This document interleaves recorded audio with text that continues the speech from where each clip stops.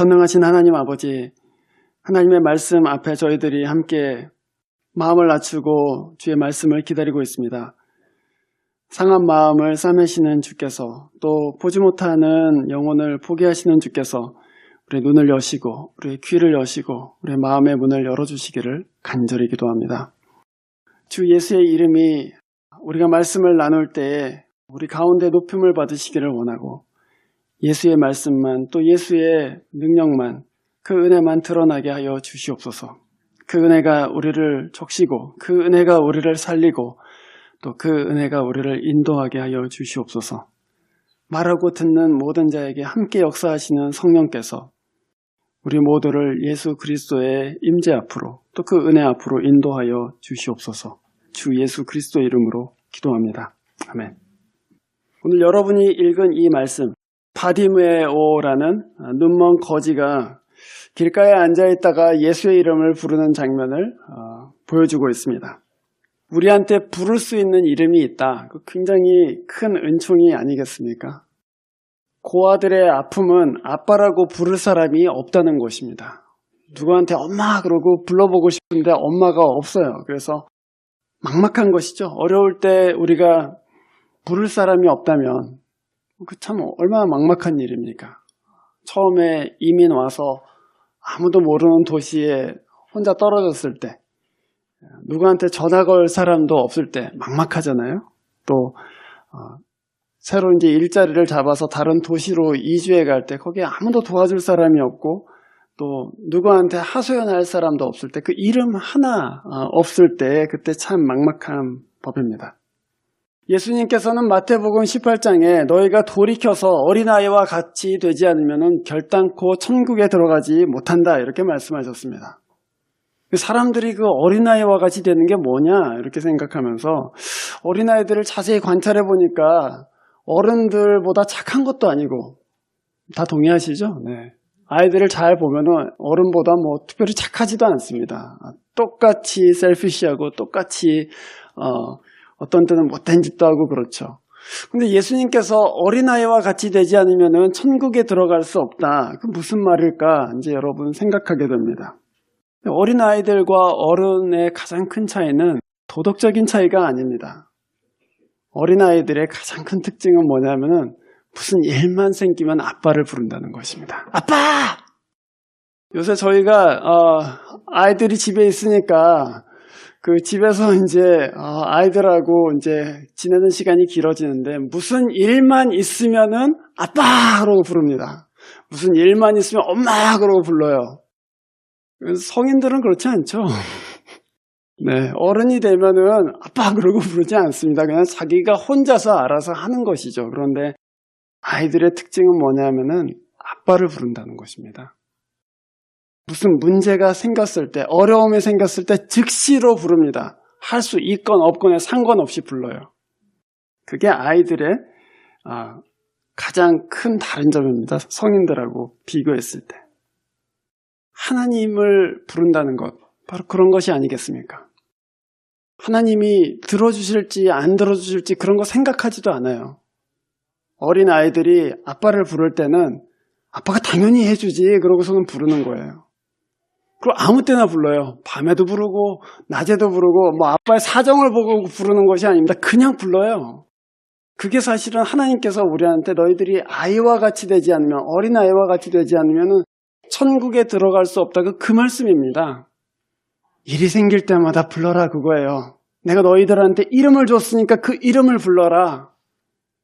어려울 때도 부르고 슬플 때도 부르고 혼자 됐을 때도 부르고 기쁠 때도 불러라, 그것입니다.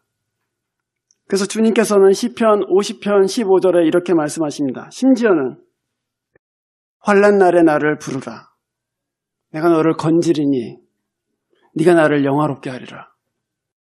생각해보면 이상한 말씀이잖아요. 환난 날에 나를 불러라. 그럼 내가 너를 건질 텐데 네가 나를 영화롭게 할 것이다. 네가 나를 불렀기 때문에, 그리고 내가 너를 구원했기 때문에 네가 나를 영화롭게 할 것이다. 우리가 보통 하나님을 영화롭게 한다라고 할 때에 뭘 생각하십니까, 여러분? 보통 하나님께 뭔가 큰 걸 이렇게 드리는 거를 생각하잖아요. 하나님의 이름을 찬양하는 거를 생각하잖아요. 그리고 뭐 큰 예배를 드린다든지 뭐 거룩한 음악을 하나님을 위해서 작곡해갖고 딱 뭐 드린다든지 뭐 그런 걸 생각한단 말이죠. 뭐 어느 먼 나라에 가고 선교 활동을 아주 크게 한다든지 그러면서 그 하나님께 영광 돌린다. 그 다 하나님께 영광 돌리는 거지만 오늘 하나님께서는 환난 날에 나를 부르라. 내가 너를 건질 것이다. 그리고 그것이 나를 영화롭게 할 것이다. 그렇게 말씀하십니다. 어려울 때 하나님의 이름을 부르는 것. 하나님을 내 구원으로 고백하는 것. 하나님이 내 도움이시다라고 그 이름을 부르는 것 자체가 하나님을 영화롭게 한다 그것입니다. 그래서 여러분 기도할 때 어떻게 기도하세요? 주여! 그러고 기도하시잖아요. 요새 사람들은 주여 하고 기도하면은 너무 교양머리가 없다고 생각하시는 경향이 있어서 기도할 때 너무 점잖게 하세요. 근데 여러분 진짜 마음에 하나님 앞에 나아가야 될 때는 부르짖게 되는 것이죠. 그렇지 않습니까? 하나님 그러고서는 그 이름을 부르잖아요. 여러분 그것이 하나님을 영화롭게 한다는 것을 기억하시기 바랍니다. 하나님의 이름을 부르는 것 자체가 하나님을 영화롭게 합니다. 그런데 그 이름을 부를 때 하나님의 이름을 부르면서 그 앞으로 나아갈 때 어떻게 부르고 어떻게 나아가야 되냐, 그것이 오늘 저희들이 이 본문에서 보고 싶은 것들입니다. 제가 세 가지로 말씀드릴 수 있을 것 같습니다. 첫 번째는 기회를 타서 부르라 그것입니다. 하나님이 가까이 계실 때, 하나님이 너 가까이 계실 때 그 기회를 타서 부르라 그것입니다. 여러분이 보고 계시는 이 눈먼 바디메오의 이야기는 마가복음에서 예수님께서 행하신 마지막 기적입니다. 이것은 여리고에서 일어난 기적인데 예수님께서는 여리고를 떠나서 이제 예루살렘으로 들어가시고요. 예루살렘에 들어가시고 나서부터는 어느 복음서에도 특별히 치유를 하신 그런 기적은 나타나지 않습니다. 몇 가지 다른 기적이 나타나긴 하지만 사람을 고친 기적은 이것으로 끝입니다. 그러니까 바디메오는 예수님께서 3년 공생애 동안 수없이 많은 사람을 고치셨는데 그 중에 마지막으로 막차를 탄 사람이에요. 여리고에서 딱 떠나실 때 나사렛 예수가 지금 지나가신다는 얘기를 듣고 바디메오가 소리를 높여서 불렀습니다.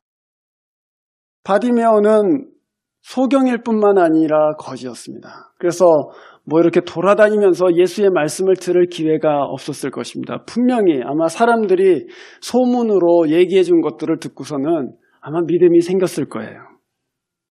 여리고에서 그 예수가 지나가신다는 얘기를 듣고 그 여리고성을 이제 떠나신다는 얘기를 듣고 그가 어디 계신지 정확하게는 알지 못하지만 내 주변을 지나가신다는 것을 듣고 그 기회를 붙잡았습니다. 가까이 계심을 알고 있었기 때문이죠.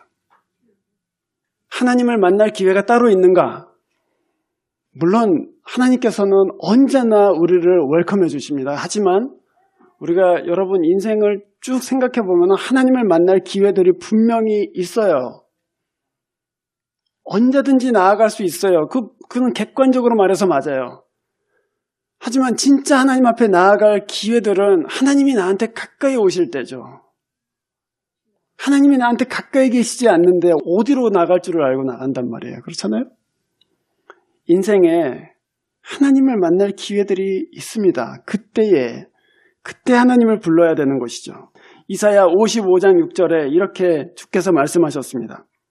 너희는 만날 수 있을 때에 주님을 찾아라. 그가 가까이 계실 때 주님을 불러라. 가까이 계실 때 불러라 그렇게 얘기했어요. 그게 첫 번째예요. 하나님 앞에 어떻게 나아가야 되냐? 그가 가까이 계실 때 나아가라. 그럼 너무 막연하잖아요. 하나님이 언제 가까이 계시냐? 하나님이 가까이 계시는 세 가지 때가 있습니다, 여러분.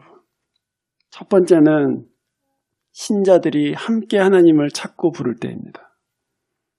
예를 들면 시편 22편 3절에 이스라엘의 찬송 중에 거하시는 하나님 그렇게 얘기했어요. 무슨 얘기냐면은 신자들이 함께 온 마음으로 하나님을 구할 때에 그를 찬송할 때 하나님은 거기에 계신다 그것입니다. 마태복음 18장 20절에는 이런 말씀이 있습니다. 두세 사람이 내 이름으로 모인 곳에는 나도 그들 중에 있느니라. 두세 사람이 모여서, 신자 두세 사람이 모여서 하나님의 이름을 부르고 예수의 이름을 부르는 자리, 그게 바이블 스터디건, 그게 어떤 누구를 위해서 기도하는 자리이건, 아니면 서로 마음을 나누고 또 생각을 나누고 함께 격려하는 자리건, 그 자리가 예수의 이름으로 모인 자리라면 그들 중에 나도 있느니라 그랬습니다. 그게 하나님이 가까이 계시는 때입니다. 예배의 자리, 신자들이 함께 하나님의 이름을 부르는 자리, 거기로 가시면 됩니다. 두 번째 때는 홀로 있을 때입니다. 성경에 보면 아브라함이 혼자 있을 때 하나님께서 나타나셔서 약속해 주십니다. 야곱이 혼자서 에서를 피해서 홀로 들판에서 돌베개 비고서 자고 있을 때 하나님께서 나타나세요. 내가 너를 보호해 주겠다. 내가 너를 다시 돌아오게 하겠다. 모세가 광야에서 혼자 양을 치고 있을 때 하나님께서 가시떨기나무 사이에 나타나십니다. 네가 선 곳은 거룩한 곳이다. 신을 벗어라. 엘리야가 광야에서 지쳐서 혼자 쓰러져 있을 때 하나님께서 찾아오십니다. 다 홀로 있을 때 나타나는 일이잖아요. 그렇죠? 그래서 주님께서는 마태복음 6장에서 은밀히 계신 하나님 앞에 골방으로 들어가서 그를 만나라 그렇게 말씀하셨습니다. 여러분, 왜 혼자 있을 때 하나님이 가까이 계십니까? 다른 사람 눈치 볼 이유가 없기 때문입니다. 다른 사람하고 같이 있으면은 내가 괜히 믿음 있는 척하고 그렇게 생각할까 두렵기도 하고, 또 하나님을 막 주여 하고 부르는 것이 혹시 다른 사람한테 방해가 되지 않을까 생각되기도 하고, 부끄럽기도 하고, 다른 사람의 시선을 의식해야 혹시 내 기도를 듣고 저 사람 무슨 죄를 지었다라고 생각하지 않을까? 별별 생각이 다 들어요. 하지만 혼자 있을 때, 그때에 내 자신의 마음을 하나님 앞에 정직하게 보여드리고 내 가까이 계신 하나님 앞으로 나아갈 수 있죠. 혼자 있을 때 하나님 가까이 계십니다. 그러나 혼자 있는 시간이 없는 사람들은 생각해 봐야 될 문제입니다. 하나님을 만날 시간을 열어놓으시기를 바랍니다. 혼자 하나님 앞에 나아가는 시간들. 세 번째 시간은 언제입니까? 곤경과 어려움에 처해 있을 때입니다. 우리는 하나님께서 주시는 어려움 가운데 있을 때, 인생의 여러 가지 환난 가운데 있을 때, 그때 하나님이 가까이 계시는 것을 압니다. 왜냐하면 하나님께서 나를 다루고 계시는 것을 알기 때문이죠. 그때 하나님 부를 수 있는 거예요. 몸이 아플 때에, 관계가 깨질 때에, 내 진로가 막힐 때에, 내가 바라던 일이 수포로 돌아갈 때, 실패할 때에, 그때 하나님이 나를 내 인생에 들어오셔서 지금 다루고 계시는구나. 그러고서는 그 하나님을 가까이 계시다는 것을 알고 하나님 앞에 나아갈 수 있어요. 제가 세 가지의 하나님께서 가까이 계시는 때에 대해서 말씀드렸는데, 이 중에 두 가지, 처음 나오는 그 두 가지는 우리가 만들 수 있는 때입니다. 신자들이 함께 모이는 자리에 가면 돼요. 우리가 마음을 맞춰서 같이 가면 됩니다. 또 주님을 위해서 골방 가운데 들어가서 하나님, 제가 주님 앞에 나왔습니다. 그러고서는 골방 안에 앉아 있으면 돼요. 하지만 마지막 때는 하나님께서 찾아오셔서 주시는 때입니다. 바디메오는 그 고난 가운데에 하나님이 가까이 계시는 것을 알게 되었습니다. 그리고 그 때를 붙잡기를 원했습니다. 기회를 타서 하나님이 가까이 계실 때 그것을 놓치지 마시고 하나님을 부르시기를 바랍니다. 두 번째, 하나님께 어떻게 나아갈 거냐? 끈질기게 불러야 됩니다. 기회를 타서 나아가지만 끈질기게 부르시기를 바랍니다. 예수를 부를 때에 많은 장애물들이 생겨요, 여러분. 예수를 부른다고 해서 그냥 예수께서 바로 응답해 주시는 때가 별로 많지 않습니다. 여러 가지 장애물들 중에서 첫 번째 장애물들은 자격지심입니다. 하나님이 나 같은 사람의 기도를 들으실까? 나 같은 사람의 기도를 들으시겠는가? 한국의 유명한 국문학과 교수 중에 이어령 교수라는 분이 계십니다. 일생을 무신론자로 살았어요. 그런데 그 딸이 어느 날 실명할 위기에 봉착했습니다. 다 잘하고 시집도 가고 아이도 있는 주부가 눈이 먼다고 생각하니까 눈앞이 캄캄한 거죠, 진짜. 그래서 이어령 교수가 하나님 앞에 나아가서 기도를 하는데, 무신론자였잖아요, 자기가 무신론자였는데 그 하나님 앞에 나아가서 기도를 하고서는 시를 하나 썼어요. 근데 그 시의 제목이 뭐냐면 어느 무신론자의 기도입니다. 신이 없다고 믿었던 무신론자가 하나님 앞에서 기도하는데 그 첫머리에 이렇게 나옵니다. 주님, 저는 주님의 제단에 꽃 한 송이도 갖다 바친 적이 없는 사람입니다. 그게 무신론자들이 느끼는 거예요. 내가 하나님 앞에 지금까지 그를 인정한 적도 없고 그에게 뭘 드린 적도 없고 그에게 내 마음을 열어본 적도 없는데 주님 제 기도를 들어주시겠습니까? 근데 이 무신론자만 그렇게 느끼는 것이 아닙니다, 여러분. 하나님을, 그 말씀을 청종하지 않고 살았던 모든 사람이 다 하나님 앞에 나아갈 때 나 같은 것의 기도를 들으시겠는가? 그렇게 생각해요. 그러나 여러분, 우리가 반드시 구분해야 될 것이 있습니다. 겸손과 자기 비하는 반드시 구분해야 돼요. 겸손은 높으신 하나님 앞에 나를 낮추는 것입니다. 하지만 절망하지 않아요. 그분은 하나님이시다. 그분이 들어주실 것이다 하고 나를 낮춰요. 그러나 자기 비하는 자기를 그냥 낮출 뿐 절망합니다. 들어주시지 않는다. 나 같은 것은 그냥 버러지 같은 것이다. 그러고서는 하나님 앞에 엎드리지 않고 스스로 절망하는 거예요. 여러분은 겸손과 자기 비하를 구분하셔야 돼요. 그래서 자기 비하가 아닌 겸손을 가지고 하나님 앞에 나아가시기를 바랍니다. 예수를 부를 때 두 번째 장애물은 방해와 조롱입니다. 바디메오는 예수께서 지나가신다는 얘기를 듣고 47절에 다윗의 자손 예수여 나를 불쌍히 여겨주십시오 하고 부르짖었습니다. 사람들이 보니까 웬 거지가, 눈이 먼 거지가 막 소란을 피우고 있단 말이에요. 그래서 사람들이 꾸짖어요. 조용히 하라고. 사람들이 조용히 하라고 꾸짖습니다. 예수를 믿는데 너무 유단 떨지 말라고 엄마가 구박합니다. 친구들이 뭐 그렇게 네가 무슨 성자냐고 하면서 뭐 그렇게 요란스럽게 예수를 믿냐고 조롱합니다. 방해와 조롱이 분명히 있어요. 주의 이름을 부르는 것이 내 마음같이 되지를 않습니다. 그러나 여러분, 방해와 조롱이 있다는 사실 자체가 그 앞에 나아가야 될 이유가 되는 거예요, 사실은. 왜 방해하겠어요? 사단이 왜 방해하겠습니까? 그 앞에 나아가면 좋은 것이 있기 때문에 막는 거예요, 사실은. 그래서 조롱할수록, 방해할수록 신자는 더더욱 하나님 앞으로 나아가기를 힘쓰는 것입니다.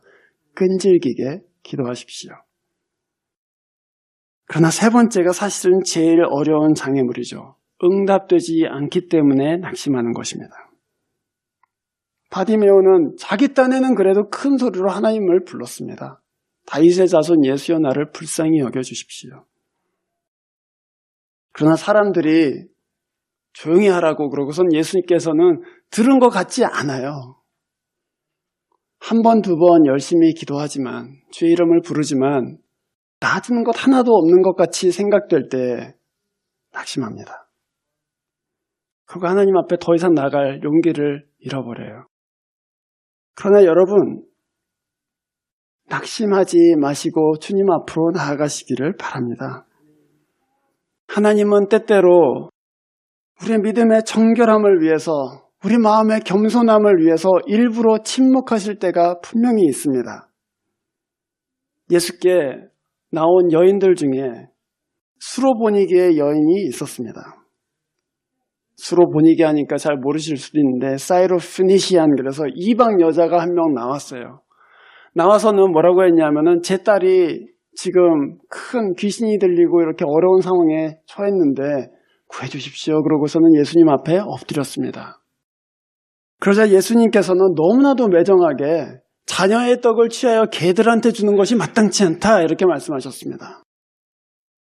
그러면 그냥 낙심할만 하잖아요. 그렇구나. 예수라는 사람은 결국 유대인만을 위해서 오셨지. 나 같은 것은 돌아보실 리가 없지. 그러고서는 그냥 돌아갈 법도 한데, 또는 아니 이렇게 모욕을 주다니 하고서는 행하고 돌아갈 법도 한데, 이 여인은 오히려 예수께 이렇게 말했습니다. 주여, 옳습니다마는 개들도 주인의 상에서 떨어진 부스러기를 먹나이다. 개들도 상에서 떨어진 부스러기를 먹는다. 자기 자신을 개라고 얘기하고 떡이 아닌 부스러기라도 좋으니 그것만으로도 내 아이가 낫겠다고 얘기하는 거잖아요.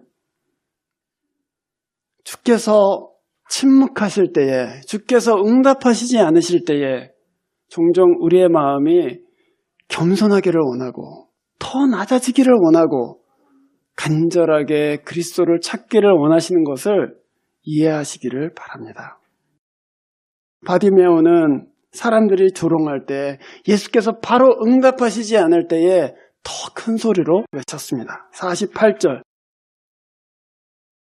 더 큰 소리로 외쳤다. 다윗의 자손님 나를 불쌍히 여겨 주십시오.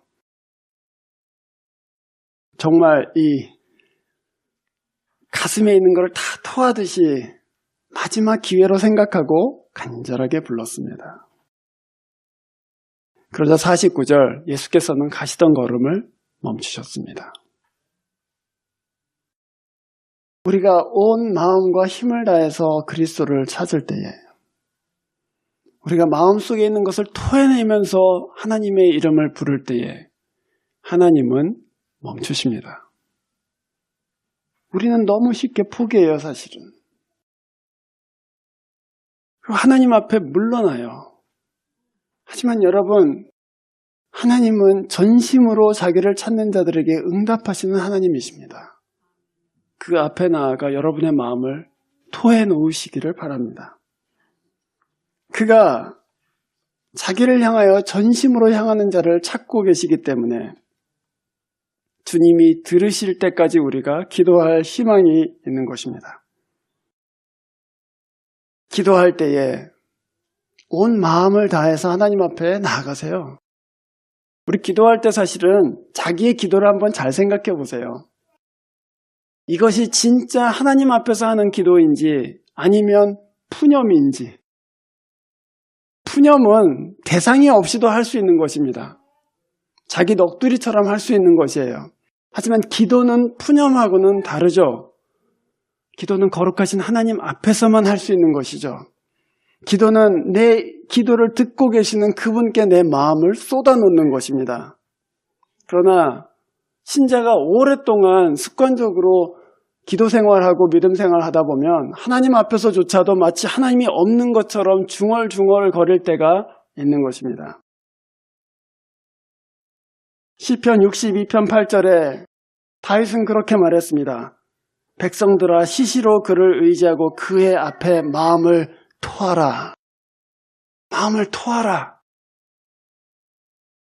하나님은 상한 심령을 찾고 계시기 때문에 하나님은 우리 마음속에 있는 것을 듣기를 원하시기 때문에 그 앞에 마음을 토하시기를 바랍니다.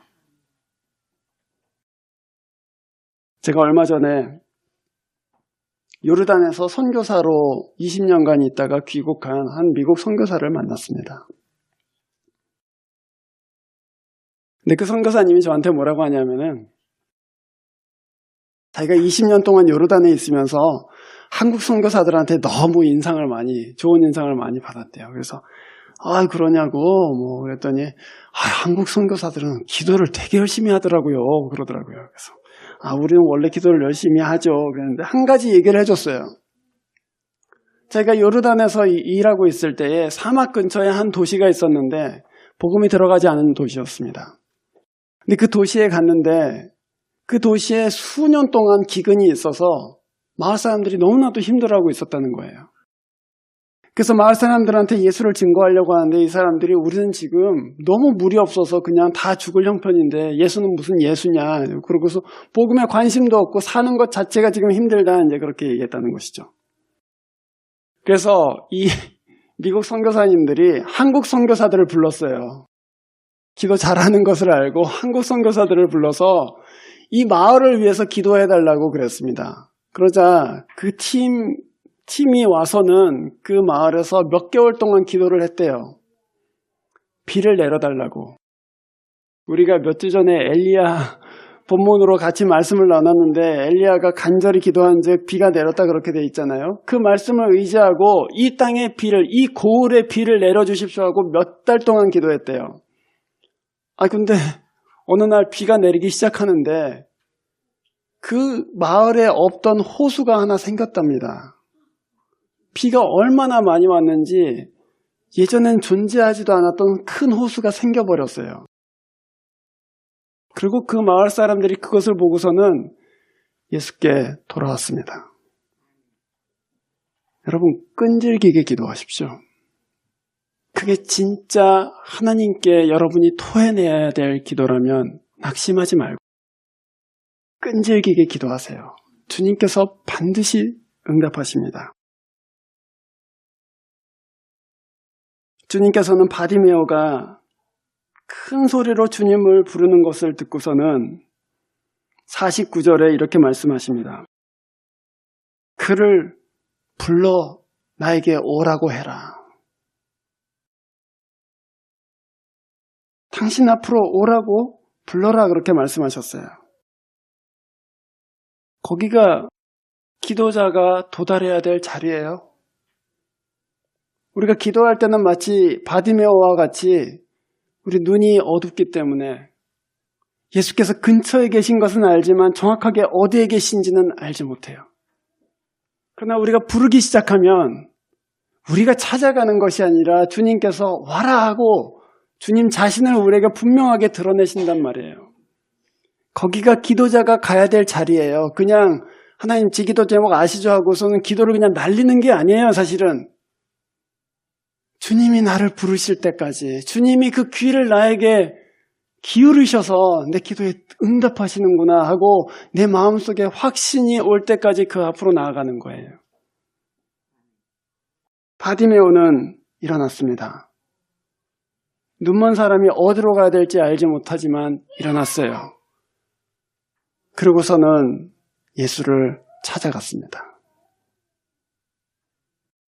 끈질기게 기도하십시오. 주님이 오라고 하실 때가 분명히 있습니다. 세 번째로 어떻게 나아갈 것인가 하나님 앞에 순종하는 마음으로 부르십시오. 바디메오는 47절에 보면은 사람들이 나사렛 예수가 지나가신다 이렇게 얘기했습니다. 나사렛 예수가 지나간다 그렇게 얘기했는데 바디메오가 예수님을 부를 때는 나사렛 예수여 이렇게 부르지 않았습니다. 예수님을 부를 때 다윗의 자손 그렇게 불렀죠. 사람들이 나사렛 예수라고 부를 때는 예수가 비천한 곳의 출신이다 그것을 강조하는 것입니다. 저 시골 마을에서 온 선지자 예수 이렇게 말하는 거예요. 그러나 바디메오는 예수를 나사렛 예수로 부르지 않고 다윗의 자손 메시아로 불렀어요. 메시아의 권위와 영광을 고백하면서 불렀단 말이에요. 우리가 예수의 이름으로 기도할 때에 그 예수의 이름은 기도하는 사람마다 다 다르게 사실은 고백되고 있는 거예요. 어떤 사람들은 나사렛 예수의 이름을 불러요. 그러나 어떤 사람들은 다윗의 자손 예수요. 메시아이시며 세상의 주인이신 하나님 그러고 예수를 부른다고요. 여러분은 기도하실 때 그 예수를 누구로 고백하십니까? 그 예수는 그냥 여러분의 얘기를 들어주시는 분이십니까? 아니면 그분은 여러분의 전능하신 하나님이십니까?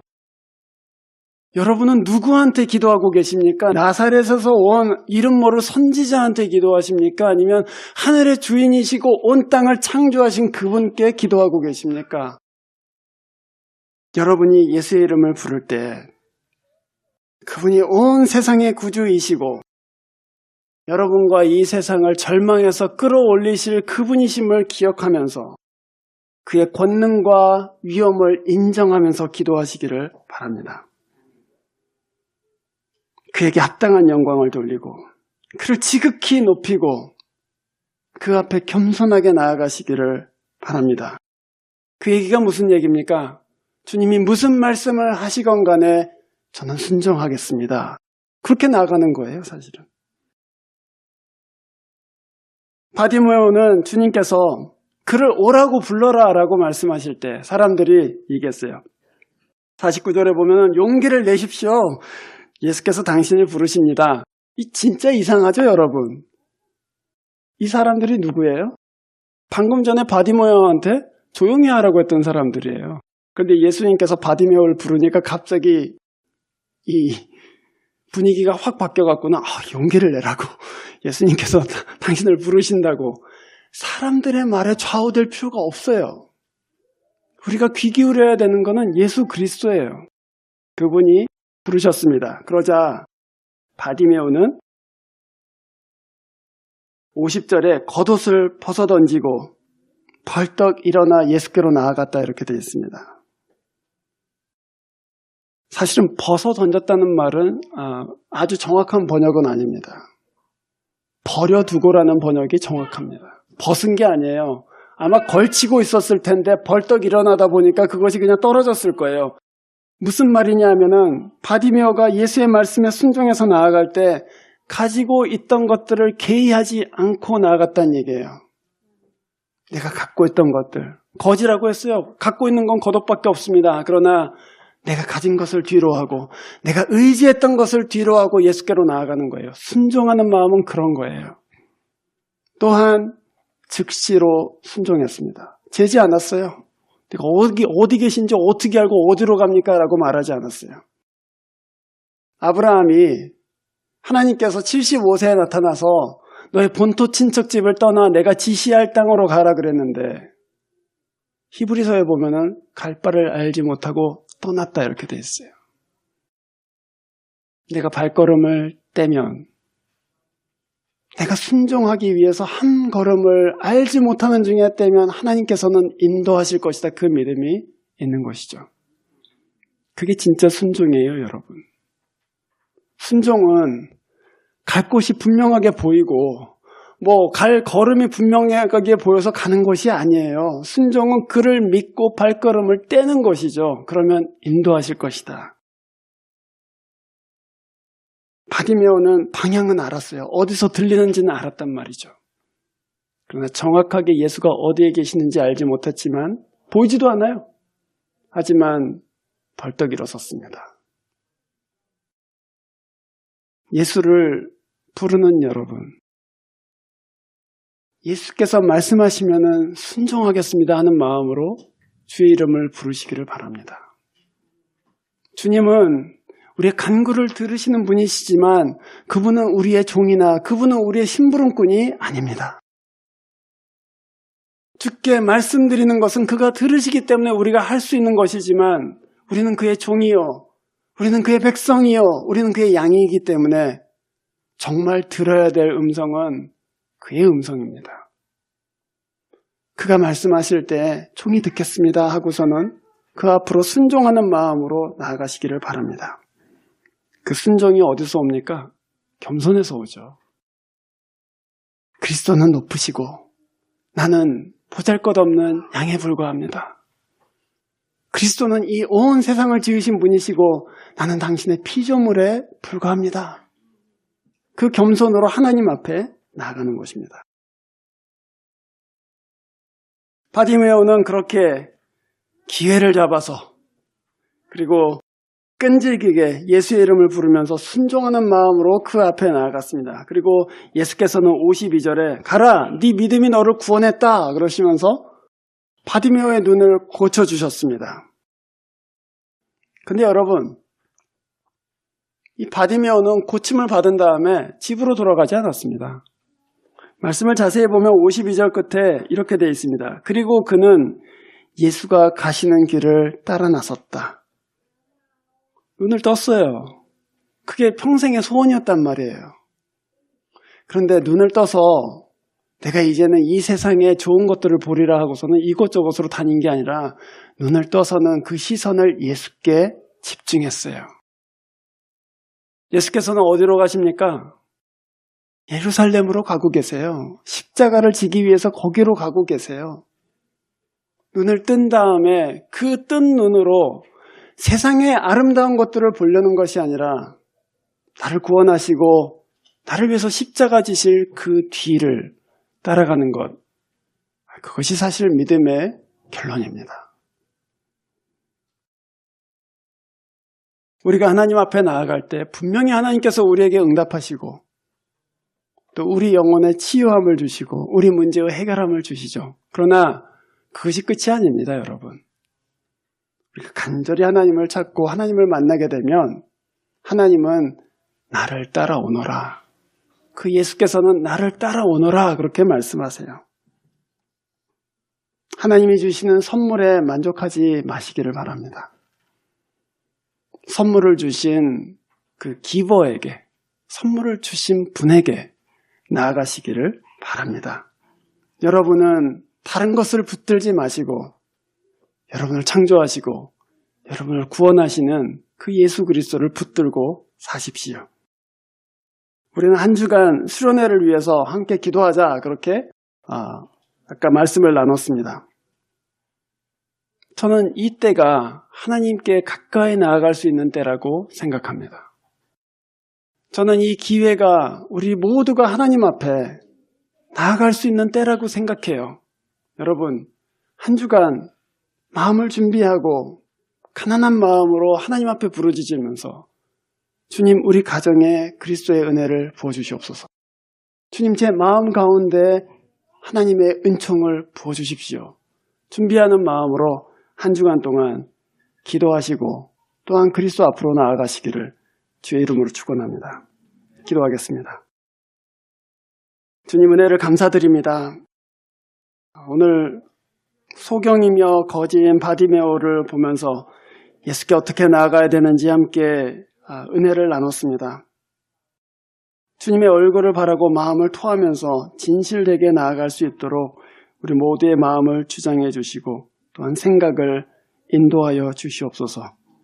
한 주간 동안 저희들이 수련회를 위해서 기도하고 우리 자신과 가족과 또 교우들을 위해서 기도할 때 하나님께서 응답해 주시고 우리를 위한 은혜의 예비된 것을 저희들에게 허락하여 주시옵소서. 주 예수 그리스도 이름으로 기도합니다. 아멘.